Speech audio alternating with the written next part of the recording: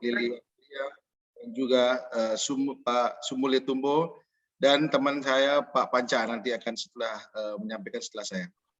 Dan pada moderator dan MC yang telah mengatur acara, dosen mahasiswa, akademisi, dan panitia seluruh peserta yang hadir pada webinar kali ini. Saya langsung aja singkat. Tanggung jawab utama kita dalam program pembangunan adalah masyarakat berdaya. Bapak Ibu, tadi pertanyaannya sangat menggelitik ya dari Pak Embong. Saya langsung aja jawab itu sebenarnya bagaimana membangun kekuatan pihak internal, bagaimana kita membuat promosi yang efektif, menjalin hubungan dengan pihak yang eksternal. Saya kira itu akan menjadi jawaban saya. Ya, saya akan mengambil contoh ada 3 tempat, jadi Toraja, Padang, dan Papua. Saya tidak hanya berbicara tentang Toraja saja, karena kami melakukan penelitian di 3 tempat. Yang pertama adalah di Padang, Toraja, dan Papua. Nah, sasaran utama pemberdayaan masyarakat adalah mereka yang lemah dan tidak memiliki daya, kekuatan, dan kemampuan mengakses sumber daya produktif atau masyarakat yang terpinggirkan dalam pembangunan. Kemampuan berdaya mempunyai arti yang sama dengan kemandirian masyarakat. Menurut Wijayanti 2011 terkait dengan program pembangunan bahwa tujuan yang ingin dicapai adalah untuk membentuk individu dan masyarakat menjadi mandiri. Nah, ini kita semua dari awal, dari sampai saya ini, kita sebenarnya ingin membentuk masyarakat itu menjadi mandiri dengan pentahelik. Saya mengatakan pentahelik itu ada peran pemerintah, peran akademisi, peran masyarakat, peran media, dan industri. Nah, Bapak Ibu yang saya kasihi dalam webinar ini, pentahelik ini sebenarnya kita bekerja bersama-sama, kolaborasi dengan melihat budaya lokal atau tetap mempertahankan kearifan lokal tadi, sehingga kampung wisata atau kampung wisata atau Raja ini bisa meningkat ya. Nah, saya langsung kepada contoh-contoh. Nah, ini yang pertama saya masuk dulu dengan objek wisata Sa dan Tobarana. Objek wisata Ketekesu, koperasi serba usaha, ada banyak juga, koperasi Marendek juga ada, koperasi ada peternak kerbau, peternak sapi, dan usaha-usaha lainnya. Ya, ini gambar-gambar yang sudah ditampilkan tadi oleh Pak Embong. Saya bersama tim ke objek wisata Sadan Tobarana ini. Begitu juga dengan koperasi serba usaha Toraja ini. Tani kopi Toraja ini kan sebenarnya menarik sekali kalau kita lihat bahwa mereka memiliki produk ya. Kalau dalam bauran promosi kita sebut dengan produk, price, place, promotion. Nanti kita akan bahas mengapa Bali itu bisa naik karena melihat dari 7P. Jadi termasuk 4P tadi. Produk, price, place, promosi, dan ada physical evidence, ada people, dan juga ada proses. Nah, berikutnya adalah Ketekesu ini merupakan hal yang menarik bagi saya sebagai orang Bali yang datang ke Toraja. Ini sebenarnya desa wisata yang sudah diatur, ada Pok Darwisnya di sana, Pak Saranggalo di sana, dan saya bertemu juga dengan Pemda setempat. Nah, ini saya kira Abu Solo dan sebagainya, ini sebenarnya bisa menjadi satu daya tarik wisata untuk bisa meningkatkan penjualan atau kita sebut dengan peningkatan tamu wisatawan atau mancanegara ataupun wisatawan Nusantara untuk datang ke sini. Dan dari gereja, kalau kita lihat dari Papua, sebenarnya sama intinya dengan Gereja Toraja dengan GKI, gereja yang ada di Papua. Mereka memberdayakan masyarakat dengan usaha peternak babi juga, ada juga peternak sapi. Kalau di sini kerbau mungkin ya. Nah, ini menarik sekali untuk kita perhatikan bersama-sama. Nah, negeri di atas awan sudah disampaikan tadi, luar biasa Totombi, dan saya bertemu dengan beberapa pegawai di sini, saya wawancara bagaimana wisatawan Nusantara ataupun mancanegara dengan pasca PPKM atau yang disebut dengan Corona COVID itu sangat berdampak sekali. Bali juga begitu. Nah, sekarang bagaimana cara kita untuk mempromosikan melalui public relation dengan komunikasikan ini kepada pihak internal maupun pihak eksternal. Nah, Tongkonan Lempe, negeri di atas awan ini juga sama. Jadi ada penelitian juga mengatakan bagaimana berbasis selfie ini digunakan untuk meningkatkan pendapatan suatu masyarakat lokal. Nah, ini saya sebenarnya ada pertanyaan sedikit kepada Embong ataupun Bu Pendeta ini, Johanna. Saya melihat di sana ada suatu masalah ya, patung Yesus dan jembatan kaca Burake ini. Sampai sekarang memang mereka wisatawan tidak bisa langsung masuk ke desa wisata ke patung Yesus. Ini menjadi suatu pertanyaan saya, nanti mungkin bisa dibantu untuk menjelaskan kepada saya juga bahwa ini kenapa masyarakat lokal ini melawan pemerintah dengan di stop jalannya menuju ke sana, dan anak-anak atau pemuda-pemudi ini bekerja menarik wisatawan dengan menggunakan ojek ini. Ini menarik sekali sebenarnya. Nah, berikutnya adalah rumah makan Setia Kawan. Nah, ini saya kira rumah makan ciri khas ya dari Toraja, dan saya makan piong babi juga, macam-macam juga, ada sate babi, ada ikan piong dan sebagainya. Nah, kalau di Padang, apa yang menarik? Kalau kita membandingkan, kalau kita bicara pembangunan nasional, berarti kita tidak hanya melihat Toraja. Kalau kita lihat di sini mempunyai keunikan tersendiri ya, masing-masing daerah mempunyai keunikan. Begitu juga dengan Toraja dan juga Padang. Di sini ada Silek Balanya. Ini bahasanya saja sudah keren lah. Silek Lanya di Kubu Gadang, Padang, Sumatera Barat. Jadi saya disambut di sini oleh pemerintah daerah dan juga desa adat, jadi yang ada di Gadang ini. Jadi mereka tari piring ya dengan lampu, tidak jatuh ya. Tetapi ini menarik desa ini menjadi daya tarik wisata. Berikut juga ada juga UPK, Unit Pengelolaan Kegiatan Dana Amanah Pemberdayaan Masyarakat di Lemmersing. Lemmersing itu semacam LPD-nya Bali. Kalau dulu sebutkan Pitih Nagari. Nah, di bawahnya ini ada gambar Bangpul, masyarakat penghasil madu lebah tanpa sengat di Pasman. Di Pasaman ini 4 jam ya dari Bukit Tinggi. Saya melalui daerah ini berkelok-kelok jalannya, tetapi saya menarik tulisannya yang saya buat adalah bagaimana peran lembaga keuangan tradisional ini bisa meningkatkan pemberdayaan ekonomi masyarakat adat Padang. Nah, ini saya kebetulan saya senang aja melihat bahwa saya mencoba pakai adat dan itu saya membayar. Ini salah satu juga daya tarik, dan juga wisatawan bisa mengenakan pakaian daerah dan mereka bisa membayar sejumlah uang ya. Jadi mereka tergantung ya, mereka mau pakai apa saja. Ada macam-macam baju di sana. Ada yang baju pernikahan, ada baju untuk santai-santai dan sebagainya. Tetapi di sini ada rumah gadang yang dijelaskan oleh guide sehingga kita mengerti apa arti rumah gadang. Berikutnya adalah Papua. Di Papua ini bagi saya juga hal yang baru karena saya bertumpen ke sini dan saya melihat Jokowi ini, Bapak Presiden kita ini luar biasa. Dia membangun pasar mama ya. Jadi Pak Mama ini dia jual daging babi, dia jual pinang, sirih dan sebagainya. Dan tim kami peneliti melakukan diskusi atau wawancara. Begitu pentingnya tempat ini sehingga masyarakat adat ini dia bisa menggunakan pasar mama ini untuk meningkatkan penghasilannya. Jadi salah satu orang kebetulan dekat dengan hotel di mana dia menjual pinang, rupa-rupanya dia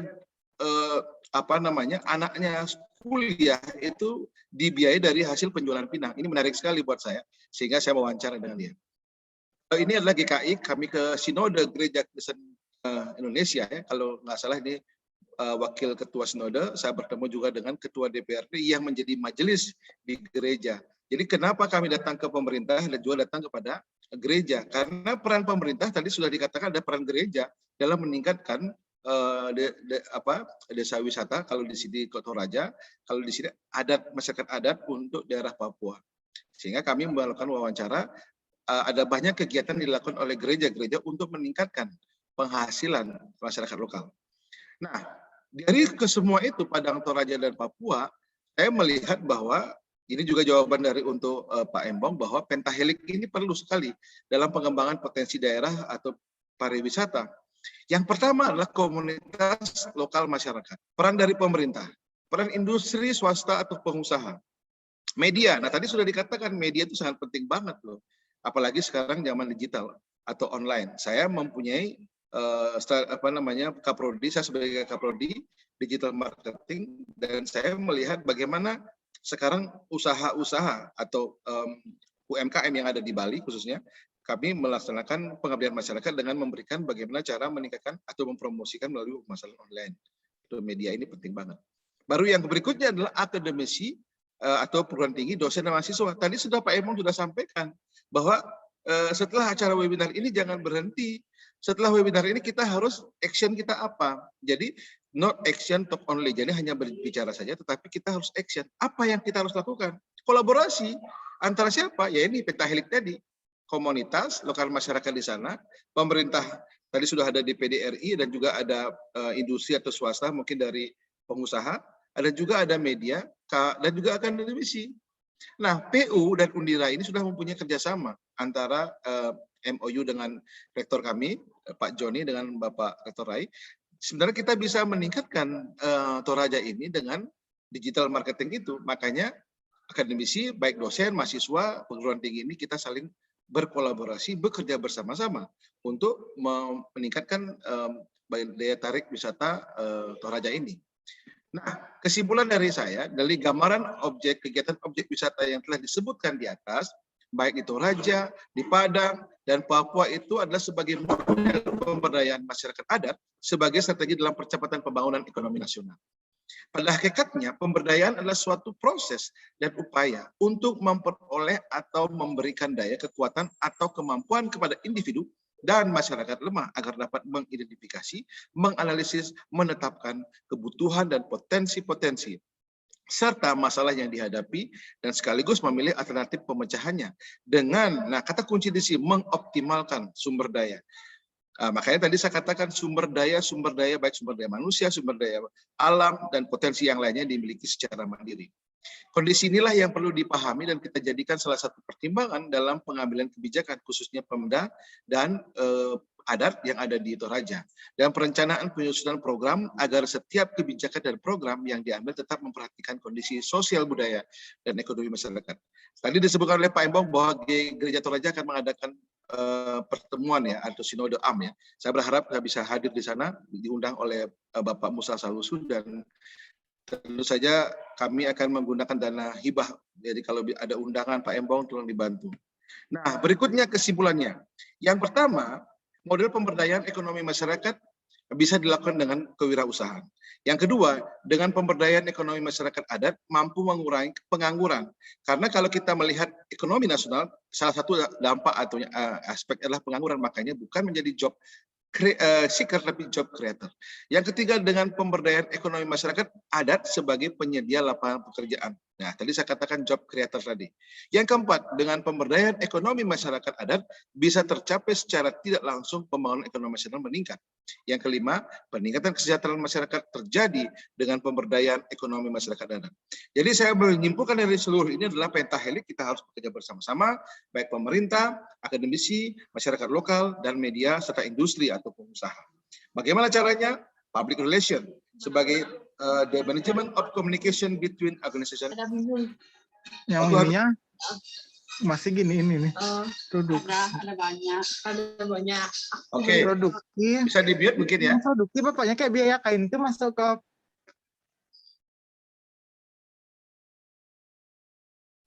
Iya, bisa lanjut mungkin Pak Wayan.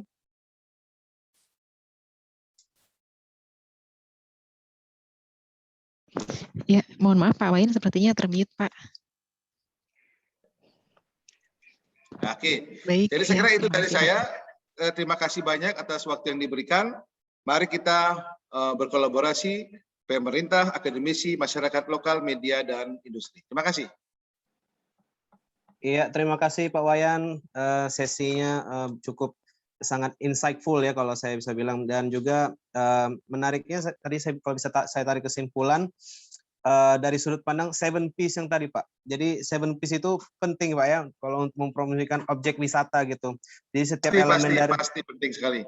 Iya, setiap elemen P-nya itu harus diperhatikan. Jadi kalau kita mau lebih terukur gitu ya dalam kita mau meningkatkannya juga. Sama yang poin kedua itu melihat ada banyak kesuksesan dari objek-objek wisata yang lain, itu perlu dibiasakan pentingnya sharing dan komunikasi dengan objek wisata yang lainnya, karena kan mereka performing, jadi kita bisa saling bertukar. Bagaimana satu sama lain itu saling menurturing gitu kan. Siap. Baik, terima kasih Pak Wayan. Kita masuk ke sesi pembicara kita yang terakhir ini. Ada Pak Panca R. Sarunggu, MMSI CTE. Jadi beliau adalah Ketua Umum DPP Masata.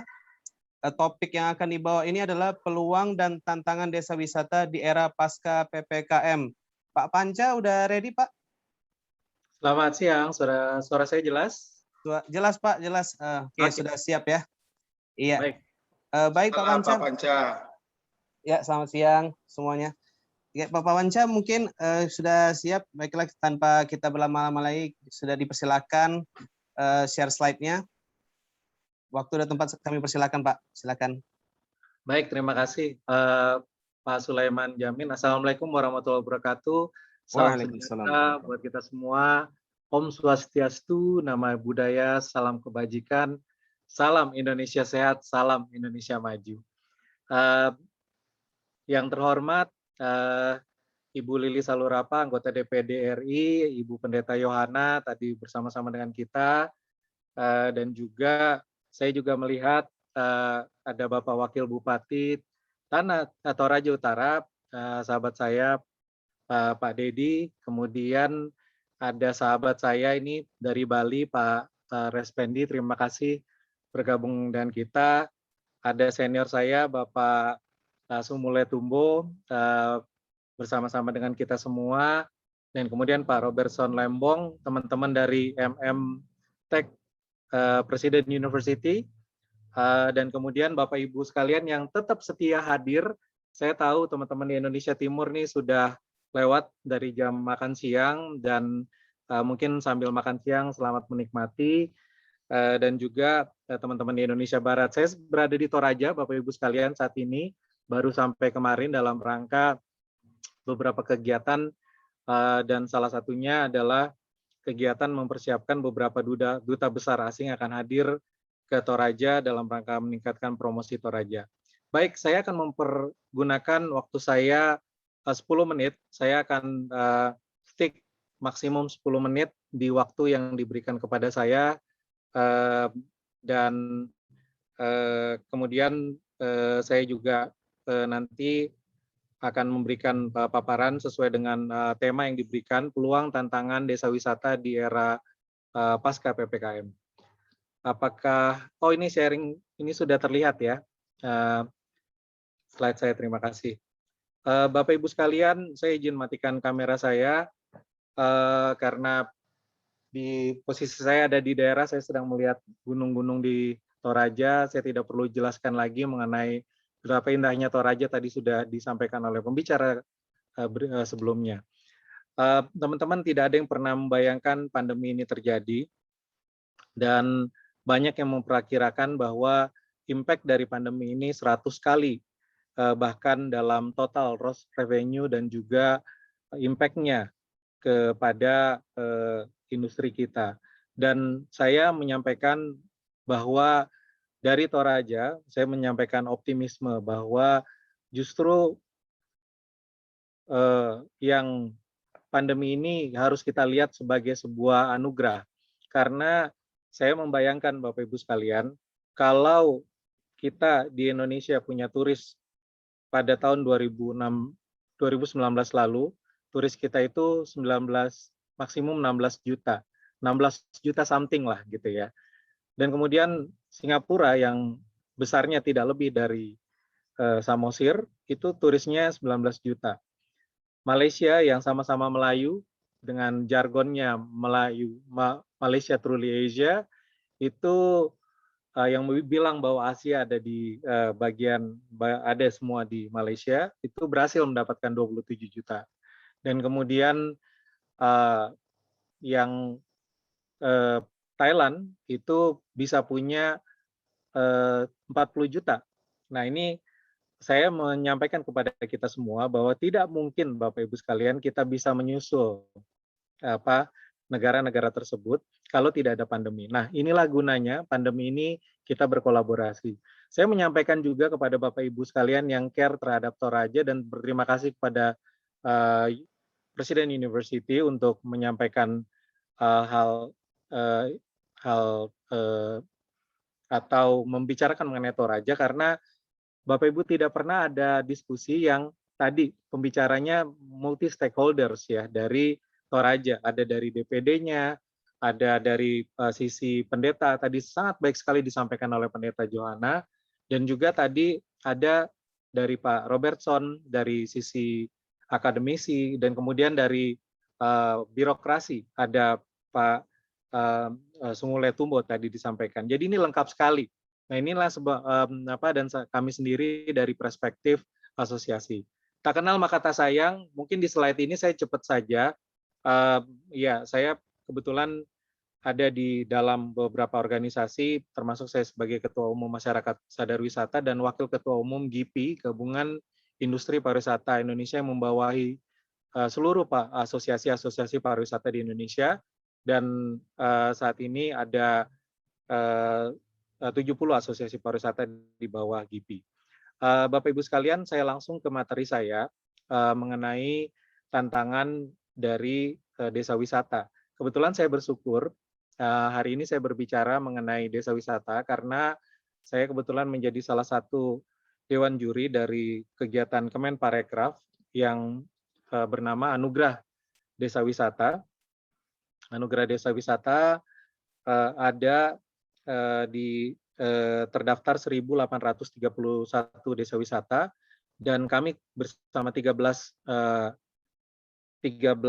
dewan juri termasuk Bapak Wakil Menteri Desa dan kemudian beberapa direksi di BUMN dan kemudian beberapa ketua asosiasi dan termasuk Saudara Atta Halilintar, YouTuber kita itu melakukan seleksi dan sekarang ada 50 desa wisata yang terpilih. Dan kami dengan bangga menyampaikan juga, bukan karena saya dewan jurinya, tapi ada 2 desa wisata yang terpilih menjadi 50 terbaik desa wisata, menyisihkan 1.831-an desa yang lain secara nasional. Desa wisata itu tersebut ada di Nonongan di Kabupaten Toraja Utara dan kemudian di satu di Tanah Toraja. Mungkin teman-teman slide-nya dimasuk langsung, saya slide ke berikutnya, silakan. Slide 19 kalau nggak salah. Saya ingin menyampaikan mengenai maaf, boleh stop di slide ini. Teman-teman, bahwa desa wisata kita mungkin secara klasifikasi rekan-rekan mengetahui bahwa ada yang namanya desa wisata yang kita sebut dengan rintisan. Kemudian ada desa wisata berkembang, desa wisata maju, dan desa wisata mandiri. Kalau desa wisata mandiri ada di kampungnya saudara saya, Bro Bli Ruspendi, itu ada misalnya di Uluwatu. Kenapa? Karena kehidupan desanya itu seluruhnya sudah sangat tergantung atau sangat mengandalkan dari pariwisata. Atau mungkin desa wisata Panglipuran yang ada di Bali. Saya bersyukur hampir keliling Indonesia untuk melihat desa-desa wisata bersama Pak Menteri Pariwisata. Baru 27 desa wisata yang kami kunjungi, di mana kami bergantian sebagai dewan juri untuk melihat bahwa inilah potensi yang akan membangkitkan ekonomi kita, di mana pariwisata sebagai sebuah kegiatan yang sangat mudah dilakukan dan sangat cepat dilakukan, tidak seperti membangun sebuah infrastruktur yang membutuhkan tahunan. Tadi Pak Sumule Tumbo itu menjelaskan betapa sulitnya ya sebuah desa itu dengan segala macam tantangan keuangan daerah membangun sebuah daerah. Sedangkan kalau di desa wisata hanya dengan komunitas 2-3 orang bersatu dan meyakinkan komunitas yang lain itu bisa membangun desanya. Saya kemarin ke sebuah desa di kaki langit di Yogyakarta. Desa tersebut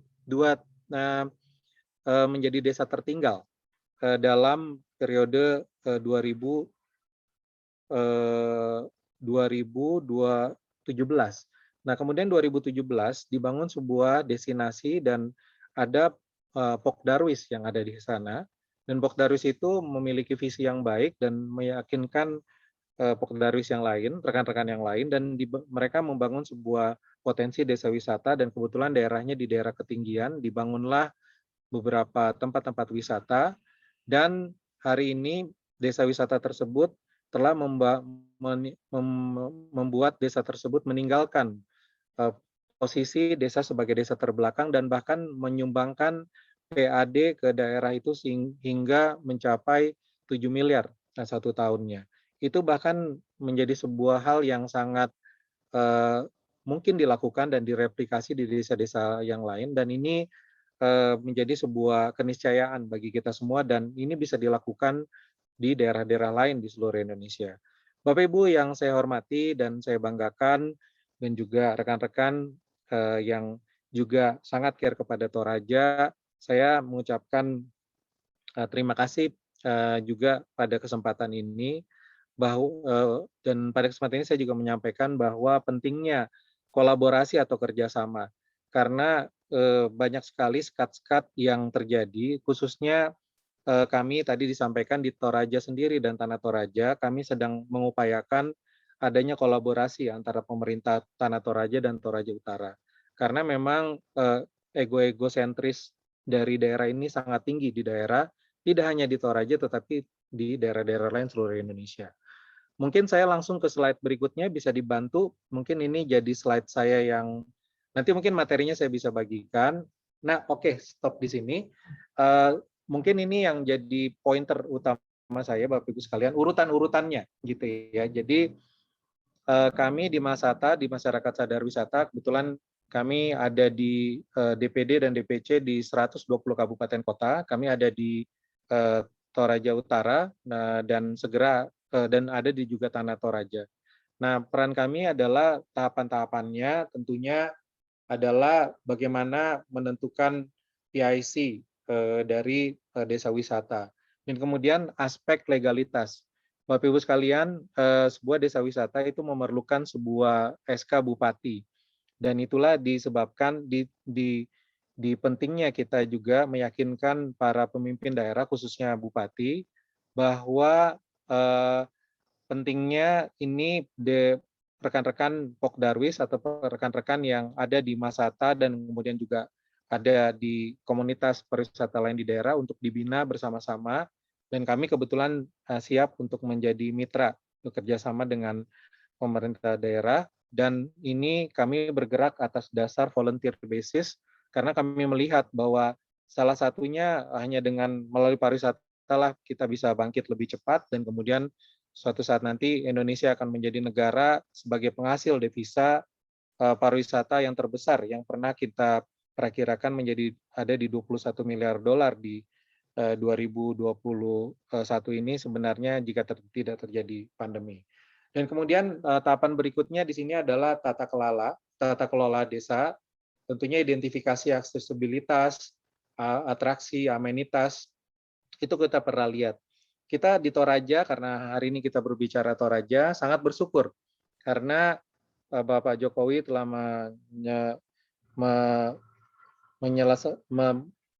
memberikan sebuah hadiah berupa airport yang setelah lama kita bangun di bulan April lalu diluncurkan, dan kemudian juga kita juga tidak jauh dari Toraja ada airport Bua, dan ini merupakan sebuah keuntungan di mana jika beberapa waktu yang lalu airport itu atau perjalanan ke Toraja memakan waktu 7-8 jam. Banyak yang bilang tidak akan mau datang lagi ke Toraja karena kapok di perjalanan. Tapi setelah melihat alam indahnya alam dan budaya, ini menjadi sebuah pertimbangan kembali, dan tadi disampaikan Ibu Pendeta, kita ingin membawa jargon baru buat Toraja, adalah Toraja Heavenly Experience. Heavenly Experience atau pengalaman surgawinya apa? Ada 3 minimum Bapak Ibu. Pertama, kita punya kopi terbaik, dan kedua kita punya negeri di atas awan, jadi kita pengalamannya seperti surga, dan kemudian wisata religi di mana kita punya patung Yesus tertinggi di dunia, dan juga kita punya Sapak Bayo-Bayo yang katanya itu adalah lordesnya Indonesia, karena ada beberapa rekan-rekan Katolik. Ya, saya kebetulan berada di Sangala sekarang, posisinya tidak jauh dengan Lourdes, dan saya melihat sendiri, dan katanya Lourdes ini katanya lebih baik Sapak Bayo ini di sini katanya lebih baik dari Lourdes. Nah, inilah gunanya teman-teman untuk datang untuk melihat langsung apa yang bisa Toraja berikan. Kemudian saya kembali ke slide saya, yang next slide, dan mungkin ini saya coba percepat sedikit. Slide selanjutnya. Silakan. Oke. Baik, ini baik di tahapan terakhir di slide ini adalah setelah menciptakan produk wisata dan juga sistem tata kelola, tentunya ada evaluasi, ya. Banyak desa wisata yang mengklaim setelah dibangun desa wisatanya tetapi lupa melakukan evaluasi. Dan ini diperlukan juga rekan-rekan dari kerjasama yang baik antara stakeholders dan juga dengan pemerintah. Dan tentunya yang terakhir adalah pemasaran. Nah, kami di Masata bekerja sama dengan Telkom Indonesia sedang membantu banyak desa-desa wisata, dan juga saya mengharapkan juga kerjasama pemerintah dan BUMN juga bisa hadir untuk mendukung desa wisata di Indonesia. Mungkin saya akan akhiri slide saya pada siang hari ini karena memang mohon izin saya harus mengikuti acara selanjutnya setelah paparan saya ini, dan namun saya sekali lagi mengucapkan terima kasih atas kesempatan yang diberikan. Mungkin bisa ke last slide saya yang terakhir. Ini mungkin nanti bisa saya bisa bagikan kepada rekan-rekan. Iya. Last slide. Baik, di sini ada, mohon izin saya sampaikan nomor HP dan kemudian Instagram saya. Saya dengan senang hati untuk menjawab pertanyaan-pertanyaan dari Bapak Ibu sekalian. Dan saya sekali lagi mengucapkan terima kasih kepada Presiden University, terutama MM Teknologi yang mengadakan dan berkontribusi bagi bangsa dan negeri, khususnya mempromosikan Toraja. Dan saya berharap diskusi hari ini tidak berhenti kali ini dan terus menjadi bagian yang terbaik untuk membangun negeri dan khususnya di Toraja. Terima kasih, saya akhiri dan semoga kita semua dalam keadaan sehat selalu. Assalamualaikum warahmatullahi wabarakatuh. Shalom, Om, Santi, Santi, Om. Iya, terima kasih Pak Panca. Sangat insightful sekali. Jadi kalau bisa ditarik kesimpulannya, collaboration is always one, Pak ya. Jadi kolaborasi antar semua elemen itu memang penting supaya kita bisa sukses sama-sama juga. Ya, kita mungkin langsung lompat ke Q&A. Jadi di sini udah ada beberapa pertanyaan masuk. Pertama ini untuk Pak Wayan ya. Jadi dari ini namanya nggak jelas juga. Jadi pertanyaannya, halo Pak Wayan, saya sudah punya ide digital marketing of Toraja Tourism. Tetapi nanti saya mau kemukakan kalau ke Bupati dan Kadis Pariwisata Tator dan Torut memanggil saya untuk membahasnya. Dan yang pertama yang akan ditanyakan ke kedua Pemda adalah punya anggaran nggak untuk pembuatan aplikasi digital tourism marketing ini. Kalau jawabannya nggak ada, maka idea pun tak akan kupaparkan karena saya malas kalau hanya habis waktu. Itu kurang lebih pertanyaan. Ya, saya mungkin ini bukan pertanyaan tapi curhat. Iya. Jadi bagus sekali kalau Bapak namanya nggak kelihatan ya di sini, hanya WW Kikik. Ya, Iya. saya kira ide digital tourism yang Toraja Utara ataupun Tanah Toraja, kalau memang Pemda atau kami di akademisi diundang untuk diskusi melalui Zoom, sangat bagus sekali. Saya kira ide yang menarik untuk kita bersama-sama menerapkan digital tourism. Makasih banyak, Pak Soleman. Iya. Oke, pertanyaan berikutnya ini ada dari Pak Hari Suryanto, tapi dia baru bilang mohon izin bertanya dan share. Belum ada pertanyaannya. Oke. Boleh saya sampaikan langsung, Pak? Oh ya, boleh. Silakan Pak Hari.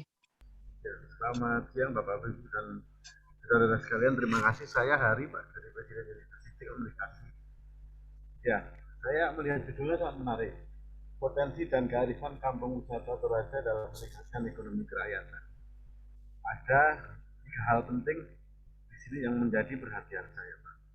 Yaitu 1 potensi, 2 kreativitas, yang ketiga adalah masyarakat. Tentunya nanti yang terkait dengan pemberdayaan wisata.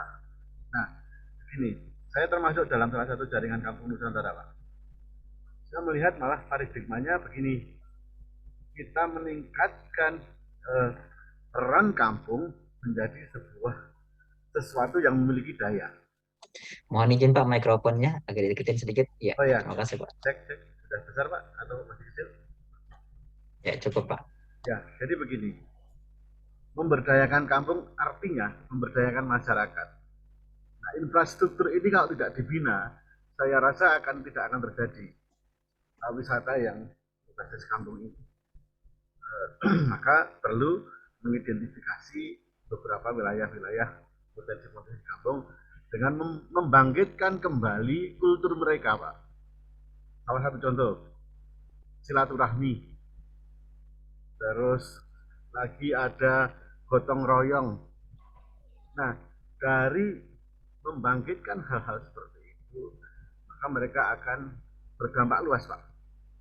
Bisa kerukunan, persatuan, identifikasi wilayah. Dan akhirnya mereka mampu nanti karena keakraban, karena persatuan yang kuat, mampu mengidentifikasi kampungnya, Pak. Satu contoh, Pak, di kampung Glintung, Pak. 3G kalau sebutannya. Kampung wisata edukasi, Pak. Luar biasa, Pak. Tentang reservoir air, tentang sirkulasi udara dengan menggunakan tanaman-tanaman. Luar biasa. Jadi mereka memberdayakan masyarakat. Nah, selama ini saya pikir tadi yang disampaikan Bapak-Bapak jelas peran pemerintah dalam mensupport itu. Nah, pertanyaannya adalah sekarang apakah sudah ada pembakti-pembakti kampung yang ditarik atau diajak untuk berdiskusi? Karena saya yakin di jaringan Kampung Nusantara, Pak, pembakti kampung itu banyak sekali, Pak.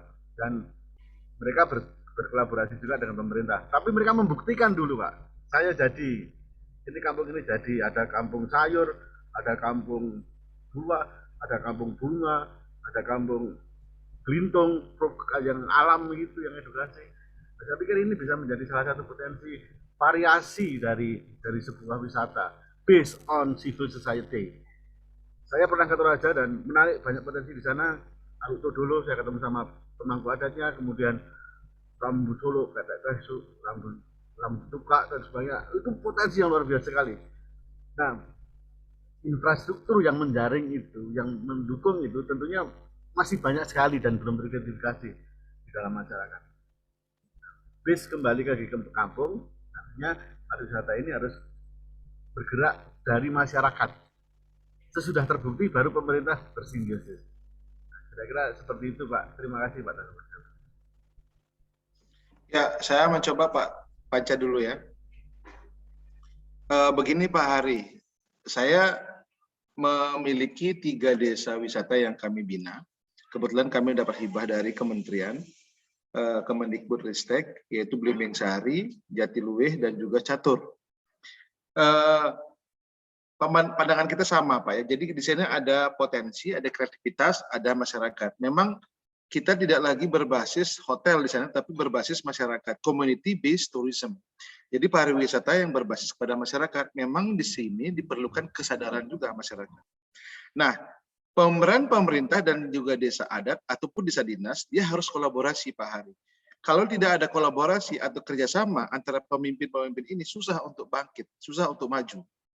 Itu menjadi hasil penelitian saya bahwa ada 5 pilar yang harus, bukan harus ya, tapi yang saya temukan bahwa kewirausahaan, etos kerja, ada kepemimpinan, ini yang penting. Yang ketiga, digerakkan oleh pemimpin-pemimpin desa adat maupun desa dinas. Yang berikutnya, kalau di Bali ya, kalau di tempat Toraja saya belum tahu. Yang berikutnya adalah ada modal sosial. Nah tadi Bapak udah bilang tuh modal sosial itu kan gotong royong, ya kan saling silaturahmi. Saya kira ini penting banget. Jadi pilar saya yang penelitian saya ini saya kira udah pas dengan Pak Haris Suryanto. Nah sekarang bagaimana homestay itu produk herbal, produk pertanian, produk sanggar tari atau integrasi lah dari seluruh wisata yang ada oleh Pak Darwis, kelompok sadar wisata ini. Nah kalau kelompok sadar wisata ini dibentuk, nah mereka juga harus melihat budaya lokal ini jangan sampai hilang. Karena wisatawan datang ke sana kan karena ada keunikan, ada kelebihan dari desa tersebut. Maka betul yang dibilang Pak Haris Suryanto bahwa potensi kita harus integrasikan di sebuah desa ataupun sebuah kampung wisata tadi dengan berbasis kepada kesadaran masyarakat. Saya kira itu Pak Haris Suryanto. Terima kasih. Pak Wayan, Richard Pak. Ya, silakan. Iya, terima kasih untuk kesempatannya Pak. Iya. Saya ke Bali Pak waktu itu kebetulan sama rekan-rekan dari UI. Wah, Bapak dari Toraja juga? Iya, saya dari Toraja, tapi saya sudah produk di Jakarta Pak. Iya. Jadi sama teman-teman dari UI terkait penelitian pariwisata di desa wisata di Penglipuran. Penglipuran ya. Ya, waktu itu yang mengawal kami itu mentornya Pak Jinaldi Gosana. Wah, itu Pak Jinaldi teman saya tuh. Nah, tadi saya undang beliau untuk masuk, tapi beliau belum mau join kayaknya sibuk tadi. Dia dulu ya, salam buat Pak Jinaldi itu dulu GM hotel di Dianapura Business. Pak terjasa banyak Pak, ya banyak. Dan juga menjadi mentor saya. Iya, mantan ketua GM Hotel Sebali. Ya, betul. Ya, nah, beliau cerita banyak tentang pariwisata Bali dan tentunya desa wisata kepada kami. Cuma ada yang menarik Pak. Ya. Apa yang saya tangkap adalah desa wisata itu nggak cuma jadi produk masa kini, tapi bagaimana desa wisata itu menjadi satu legasi, jadi sesuatu hal yang bisa diwariskan turun temurun, begitu. Ya. Nah itu saya melihat langsung di Penglipuran. Ada teruna-teruni, kemudian ada namanya pengajaran mengenai Trihita Karana, kemudian mengenai Bali Kopta yang dia rintis gitu Pak ya. Wah itu sangat menarik gitu Pak. Nah yang saat ini yang saya lihat di pendirian desa-desa wisata di Indonesia, saya melihat bahwa penguatan akan hal-hal tersebut yang terjadi di Penglipuran itu sangat kurang gitu. Jadi pertanyaan bagi saya ini apakah desa wisata ini dibangun cuma by project, by saat ini aja untuk memenuhi kebutuhan sosial ekonomi yang ada, ataukah untuk masa depan, untuk diwariskan begitu kan? Itu yang jadi pertanyaan saya gitu. Kenapa kayaknya nggak kuat gitu. Nah, kalau kita belajar mengenai Trihita Karana, itu keharmonisan itu sangat ideal Pak. Saya di Penglipuran itu, mohon maaf Pak ya, kan ada tatanan sosial lah ya Pak di Bali kan. Ya. Nah sama di Toraja juga ada Pak. Saya waktu itu saya sering bilang ke Toraja itu, saya bilang bahwa pembangunan homestay di Bali itu dipilih berdasarkan kompetensi, bukan KKN ya, bukan pilihan Pak Ketua pengurus desa wisata, bukan. Itu kompetensi karena mereka itu punya skill gitu. Mereka punya profesionalisasi ini. Jadi bersiaplah terhadap namanya spesialisasi begitu kita mau membuat desa wisata begitu. Nah, itu yang itu menjadi tantangan ke depan tidak hanya di Toraja saja bagi saya. Pak Sulaiman, saya boleh jawab langsung Pak Sulaiman? Saya Richard Pak, terima kasih. Oh ya, boleh silakan Pak, silakan. Pak Richard, saya kira Pak Richard juga tadi bertanya tentang petahalik ya. Saya kira ini. Nah, untuk Pak Richard luar biasa, memang Trihita Karana itu kan antara Tuhan, lingkungan, dan sesama. Saya kira di Bali memang sangat kental itu. Bagaimana hubungan kita dengan Tuhan, jadi God, Ida Sang Hyang Widi Wasa, lingkungan, alam, dan juga antar sesama. Nah ini yang saya bilang, kalau di Toraja, bukannya saya sombong, kami sangat siap sekali, kebetulan kami akan ke Toraja, saya melatih, jadi kami punya tim ya, bukan saya saja, tapi tim kami itu melatih bagaimana caranya homestay itu. Jadi tidak ada KKN Pak ya, bukan pemilihan karena ini ketua punya, tetapi memang kami melihat bahwa ini ada tempat-tempat yang kosong. Nah, seperti tongkonan itu kan kosong, tetapi tidak dimanfaatkan. Nah, kami latih bagaimana caranya membuat mengatur breakfast-nya, makan paginya seperti apa, terus linennya, spraynya seperti apa, WC-nya atau toiletnya. Bukan masalah baru atau nggak baru, tapi masalah bersih. Nah, memang ada pelatihan bahasa Inggris juga yang diberikan kepada desa wisata, khususnya di Desa Belimbing Sari kemarin. Nah, sehingga mereka sadar, ya, ini susah memang, tidak semua orang memiliki pemikiran yang sama. Pemimpin, makanya peran pemimpin sangat penting sekali, antara pemimpin pemerintah daerah ataupun kalau di gereja, ya pendeta, kalau di Bali kan desa adat, makanya di sini sangat penting banget bahwa ini hasil penelitian saya, kolaborasi antara pemerintah daerah dan desa adat ataupun dinas itu mereka harus kerjasama dengan digerakkan oleh modal sosial dengan etos kerja, kewirausahaan dan pemimpin. Nah, menarik nih Bapak bilang tadi Pak Richard ya, diwariskan secara turun-temurun. Saya kira itu menarik dan itu harus kalau saya. Bagaimana contohnya? Kayak dia Desa Belimbing Sari. Mungkin bukan saya promosi Desa Belimbing Sari ya. Dan itu desa itu 400 hektar dan dia memiliki gereja. Itu memang ada 2 gereja, tetapi mirip seperti pura atau ibadahnya orang Hindu. Dia menggunakan adat istiadat orang seperti Hindu, tapi dia Kristen. Nah, ini setiap minggu pakai gamelan. Saya terus terang itu menjadi daya tarik wisatawan mancanegara. Nah, sekarang pertanyaannya, Pak Richard, bagaimana cara kita untuk mewariskan hal ini atau menjadikan legasi kepada anak secara turun-temurun dengan melihat budaya-budaya lokal yang sudah ada, tidak menghilangkan budaya lokal itu.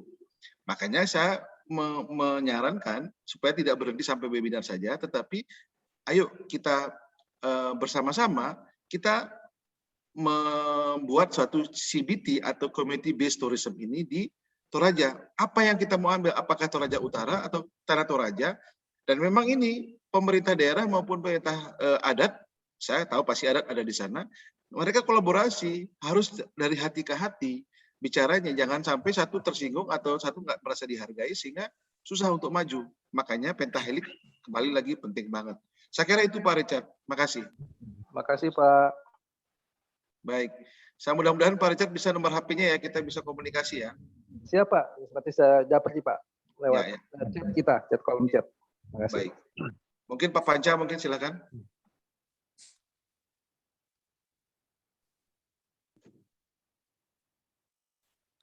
Iya, kita masuk penanya berikutnya ya Pak ya. Jadi ini ada dari Pak Rana Dase. Ini katanya mau bertanya langsung. Silakan Pak Rana.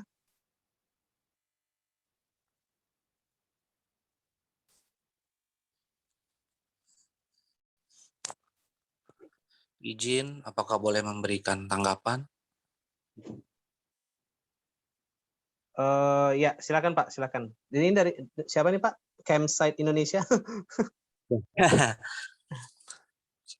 Oke, boleh izin memberikan tanggapan. Selamat siang dan salam damai selalu buat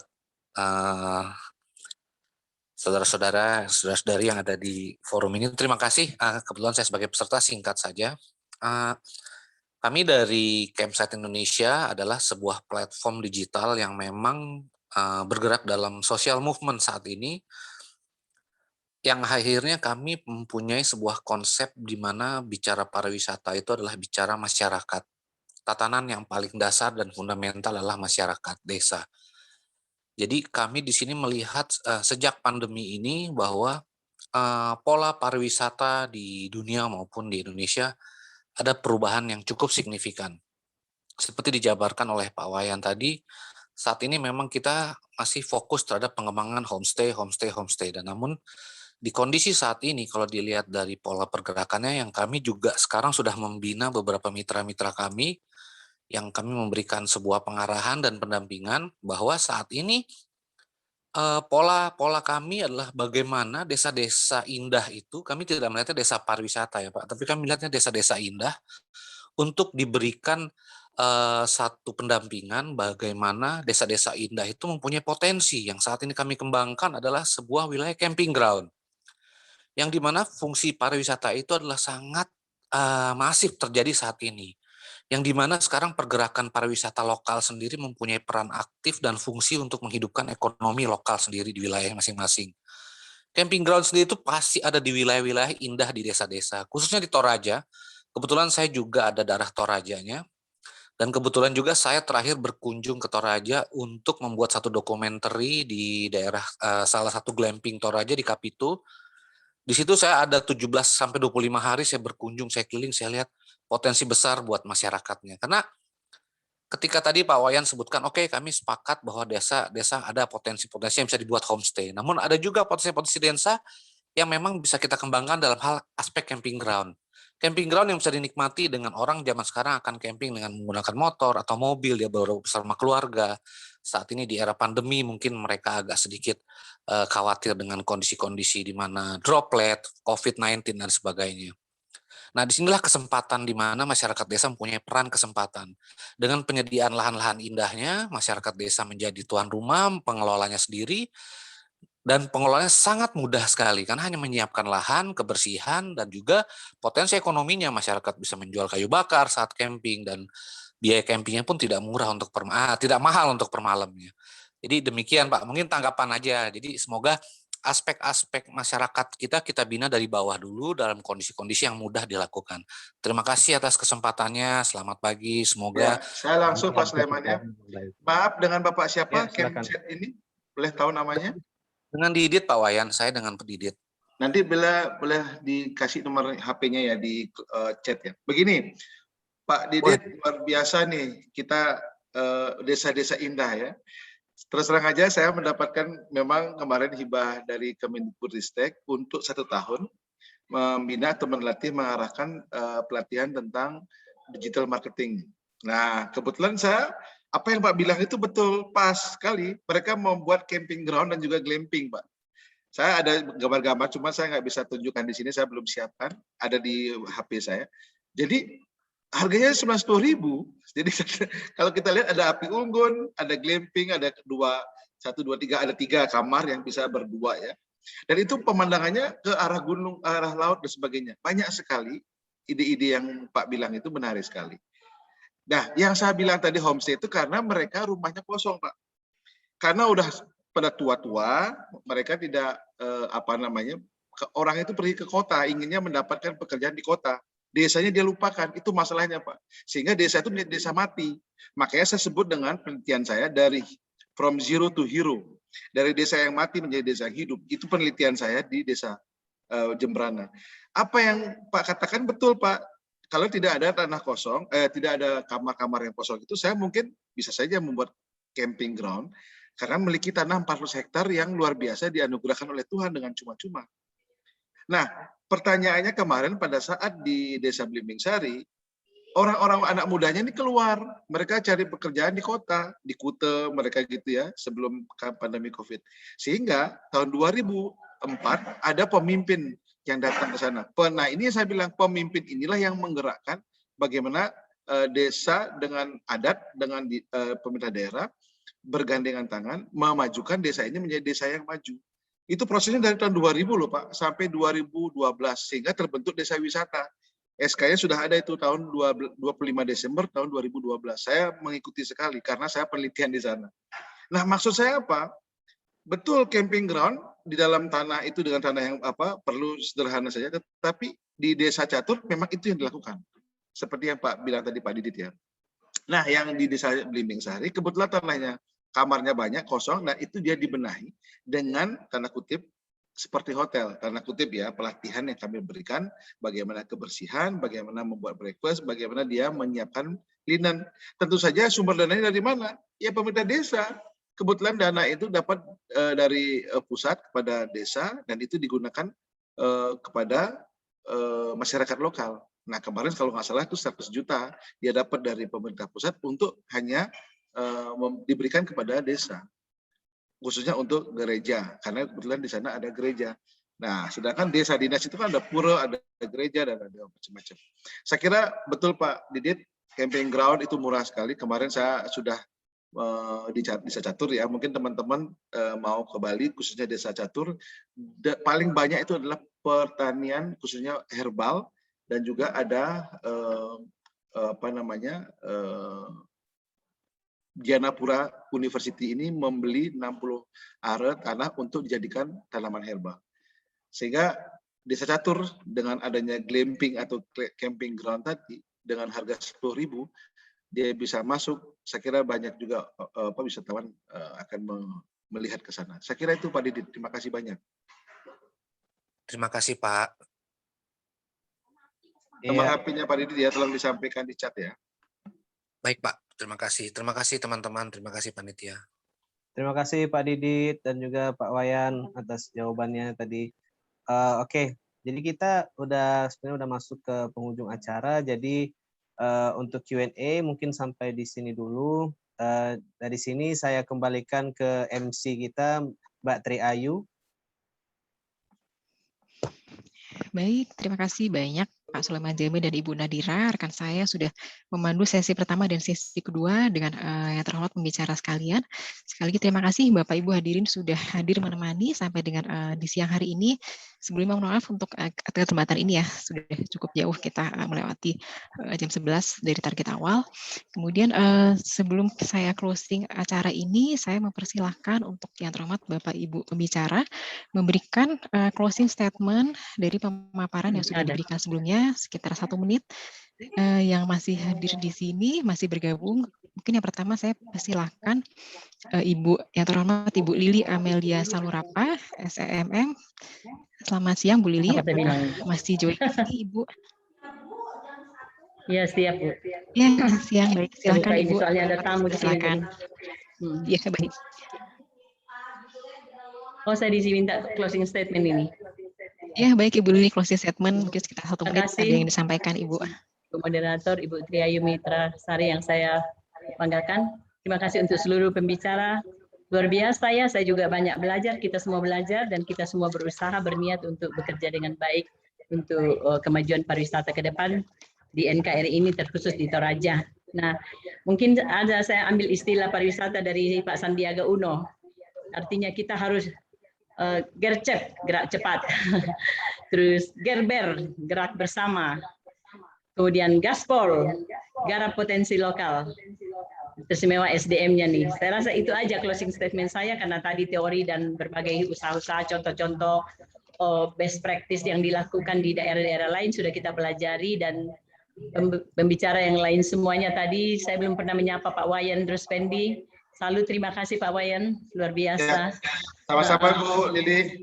Iya, nanti kita ketemu on-site ya Pak ya. Boleh Bu, saya jemput Ibu di bandara. Kami ada hotel. Saya sekarang Bu. di Toraja Pak, karena mau ada pelantikan. Kami dan ada hotel Swiss Bell, nanti mungkin Ibu bisa menginap di tempat kami.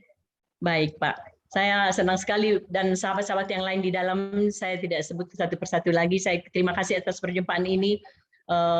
Ke depan pariwisata Indonesia ada di tangan Tuhan dan di dalam niat baik kita semuanya. Saya rasa itu aja.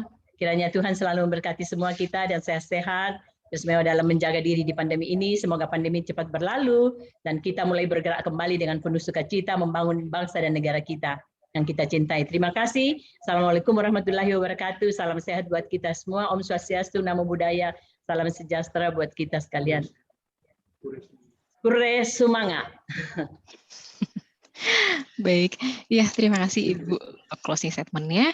Kemudian yang berikutnya saya undang yang terhormat Bapak Dr. Sumule Tumbu SEMM untuk memberikan closing statement yang untuk waktu dan tempat saya persilakan Bapak. Ya, baik, terima kasih Ibu Moderator dan segenap tim dan seluruh peserta yang ada di webinar ini. Yang pertama bahwa mari kita gerak cepat memang dalam rangka mendorong pemulihan ekonomi, pemberdayaan masyarakat.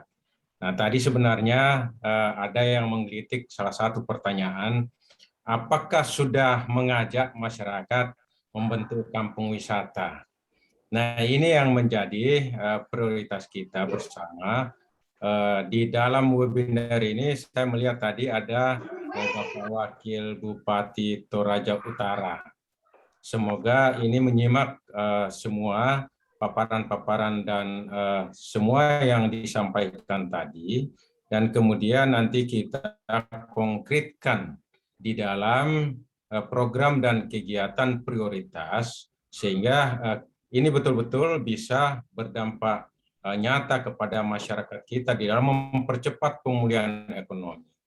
Pak Wayan, mohon izin hasil kajiannya itu nanti bisa kita kolaborasikan untuk kemudian kita kembangkan lebih besar, dan ini bisa kita gunakan juga untuk memaparkan ke Kementerian Pariwisata, ya, supaya ini bisa mendapat dukungan anggaran yang lebih besar untuk kemudian nanti kita konkretkan di dalam pelaksanaannya di Toraja khususnya dan Toraja Utara. Nah, saya kira ini secara regulasi ya ini sangat kuat untuk memprioritaskan bidang pariwisata. Pemerintah pusat sudah mengambil kebijakan untuk memberikan insentif baik perhotelan maupun restoran-restoran itu untuk mengurangi dan memberikan hibah kepada perhotelan justru. Jadi ini untuk memberikan kemudahan di dalam menggeliatkan kembali pariwisata. Dan yang utama tadi harus melibatkan seluruh masyarakat kita, khususnya ketika dibentuk nanti itu kampung-kampung wisata dengan hanya surat keputusan bupati, saya kira ini hanya kebijakan di lokal. Namun jika ada yang dibutuhkan sampai kepada Kementerian Dalam Negeri, kami siap. Kami siap untuk mendukung suksesnya ini. Semoga panitia bisa merangkum itu dan kemudian kita tindak lanjuti ke depan untuk kita konkretkan sebelum Perda APBD 2022 ditetapkan oleh pemerintah daerah baik Tanah Toraja maupun Toraja Utara. Demikian juga untuk yang provinsi, kebetulan Kementerian Dalam Negeri melakukan evaluasi rancangan Perda APBD di 2022 akan datang. Ini silakan data-datanya kita konkretkan nanti bersama, nanti kita kawal bersama. Saya kira itu lebih dan kurangnya, kayak mohon maaf. Sekian dan terima kasih. Kami kembalikan kepada... Boleh minta nomor HP-nya ya Pak Sumule Tumbo. Siap, sudah ada sama Pak Robertson, Pak Ketua Panitia. Iya. Ya. Baik Pak, nanti saya akan share semuanya. Ya, terima kasih. Kami kembalikan. Baik ya, terima kasih banyak Bapak Sumule Tumbo.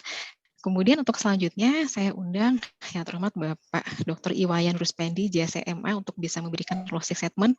Kami persilakan Bapak. Baik, singkat saja namanya closing statement. Jadi ada banyak potensi wisata di Toraja, bagaimana meningkatkan ekonomi masyarakat adat berbasis budaya dengan mengoptimalkan sumber daya yang ada yang dimiliki di masyarakat adat. Ada satu pantun, burung irian, burung cendrawasih, cukup sekian dan terima kasih. Ya, terima kasih. Siap, terima kasih banyak Mbak Wayan. Kemudian terakhir saya persilakan Pak Samuel Tumbo, boleh nggak? Saya kan November mau ke sana nih, ke Toraja, mungkin dengan Ibu Lili, kita biaya dana dari pemerintah Kemendikbud, kami bisa bertemu dengan Pak Sumuli Tumbo, dengan Bu Lili, atau dengan Pendeta Joanna. Terima kasih. Siap Pak. Telepon saya sudah ada di Pak Wayan ya. November kira-kira tanggal berapa, karena ada kunjungan kami ke ini. Nanti kita kontak deh Pak. Oke, boleh. Siap, saya akan WA Ibu. Kira-kira juga Pak Sandiaga Uno akan hadir. Iya. Baik, November. Terima kasih. Ini mungkin supaya teragenda besar dan di dalam ada di grup undangan. Oke, baik. Untuk selanjutnya saya persilakan rekan kami, Bapak yang terhormat Robertson Embong ST, beliau selaku Chief of PUMA, Presiden University Major Association of Technology. Kemudian Bapak Robertson Embong, waktu dan tempat saya persilakan Bapak. Ya, terima kasih Ibu Tri Ayu. Bapak Ibu yang kami hormati, saya sebagai Ketua PUMA MM Teknologi Presiden University, mewakili PUMA maupun mewakili panitia dan mewakili Presiden University. Pada kesempatan ini kami mau menyampaikan pertama, terima kasih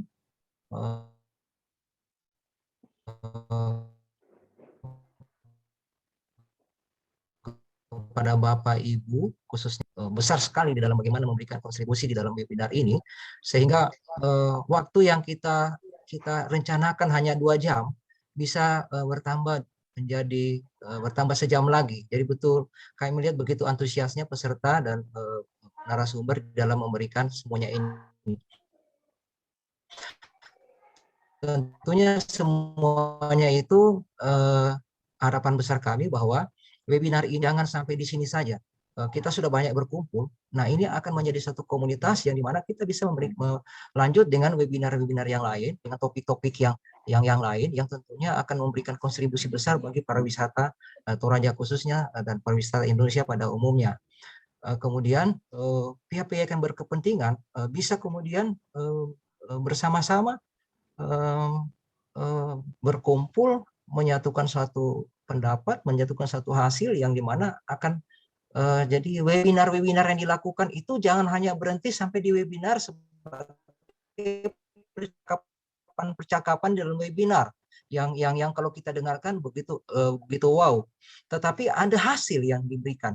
Saya kira tadi kalau melihat bagaimana Pak Wayan Ruspendi, bagaimana Ibu Lili, bagaimana Pak Sumritumbo, Pak Panca, dan kita yang lain, penanya yang lain, itu sudah mulai berinteraksi untuk saling berhubungan satu sama yang lain, sehingga ada suatu agenda-agenda ke depan yang akan dilakukan.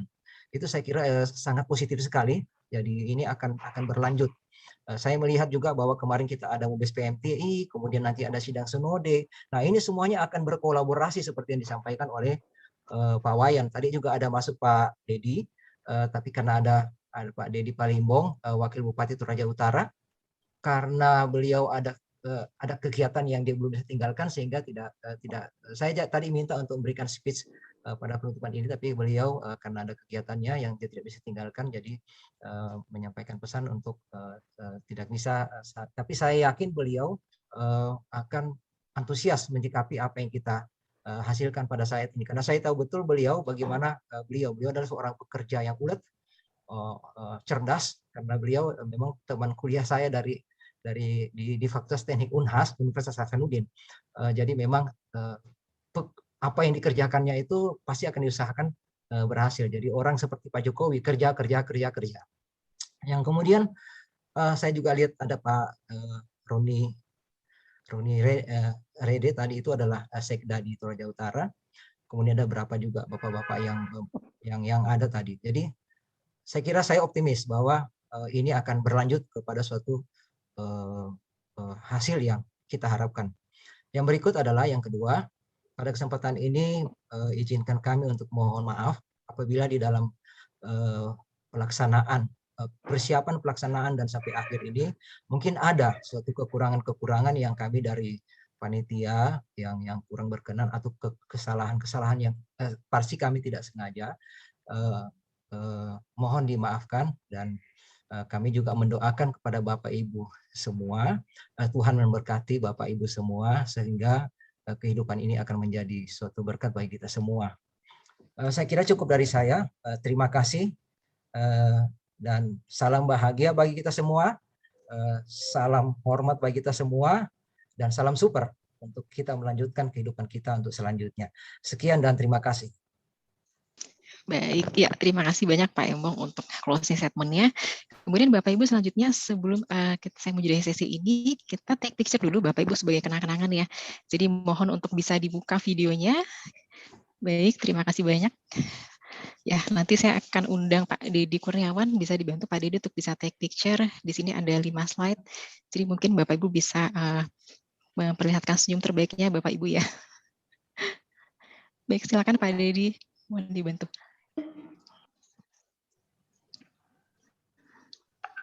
Pak Dedi nanti minta nomor HP-nya ya. Baik, nanti kita share fotonya Bapak Ibu. Terima kasih Bu Triayu. Udah senyum manis nih. Baik. 3 lagi. Baik, 3 slide lagi informasi Pak Dedi. Oke, ditunggu sebentar, sudah slide ke-4. Baik, ya terima kasih Pak Dedi sudah selesai. Baik Bapak Ibu, terima kasih banyak kita sudah sampai di penghujung acara. Bapak Ibu yang terhormat pembicara, terima kasih banyak atas gagasan yang sudah disampaikan, yang saya yakin kedepannya dengan kontribusi dan kolaborasi kita semua peran serta aktif bisa membangun perekonomian Indonesia ke depan menjadi lebih baik lagi.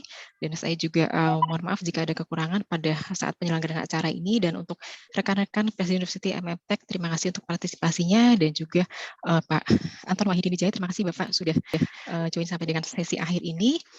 Kemudian ke depannya kami harap partisipasi aktif dari kami semua yang hadir di sini untuk ikut mengembangkan potensi wisata daerah masing-masing dan ke depannya bisa membangun perekonomian Indonesia menjadi lebih baik lagi, seperti itu.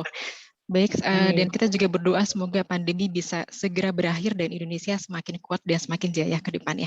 Sekali lagi terima kasih Bapak Ibu, selamat siang dan sehat selalu Bapak Ibu. Terima kasih. Semoga kita bisa bertemu lagi di kesempatan berikutnya. Terima kasih. Terima kasih Bu Lili. Siang. Pak Wayan, terima kasih. Pak Sumuli Terima kasih Pak Robertson. Swastiastu Namo Buddhaya. Kita Bu Lili, join tolong dijawab ya Bu Lili, WA saya. Ya. Baik Pak, terima kasih. Pak Wayan, kita join nulis ya Pak. Ya, Pak Robertson Rembong, jangan lupa setting lagu saya ya di setel. Ya, maaf Pak. Ya, aduh. Saya menciptakan sebuah lagu, Desa Catur. Iya. Iya, Pak Wayan, justru dari Kemendikbud memberikan hibah ya, bukan dari Kementerian Kami mendapat Pariwisata, hibah ya? Kemendikbud Aristek untuk 3 tahun penelitian di Toraja, Padang, dan Papua. Wow, keren sekali ya. Iya. Oh, ke perguruan tinggi ya? Ya. Hibahnya ke perguruan tinggi ya? Hibah terapan kami, Pak. Jadi terapan kami melihat pemberdayaan ekonomi masyarakat adat, Pak. Nah, di Toraja sudah dimaksimalkan juga ya?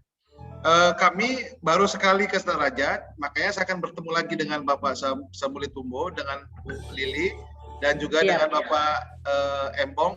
Satu lagi Pak siapa Panca ya? Pak Panca, iya. Mudah-mudahan Kalau bisa kita November nih, ini Pak Embong.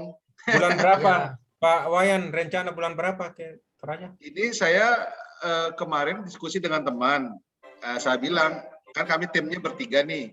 Nah, kami bertiga ini waktunya sangat sibuk sekali. Saya bilang kalau nggak bisa hadir ya kami berangkat berdua. Saya bilang gitu. Kebetulan kami ini Senin ini kan tanggal 18.